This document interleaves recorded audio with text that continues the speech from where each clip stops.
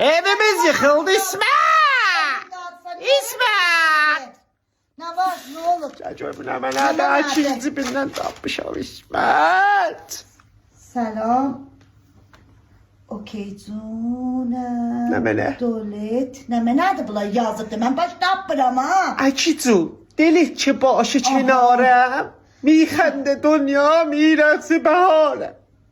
Çeşmanet yeşeri. Lefhayet terane. Bu ləhnindən yazıb xanım biləsin. Ne hanım? Bu hardan taptın? Hı? Bu hardan tapıpsan? Xotundan ceket. Koy gelsin. Koy gelsin görmen o. Mənə niyə islansın? Koy bir badısına bir zəhvırım. Görün bunu mənə çimticə tutubdu. O arvad çimdici buna yazdı bana. İstəyim mənim malımı. Rokicun tükəyə tutub da bilə. Düz bir sen del ondan.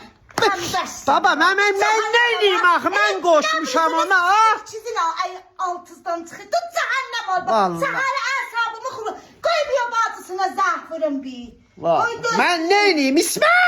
Mən ay, yandım. Yandım ayamam. Görüm sənin mən. Vallahi da mən nə edeyim axı? Sən belə.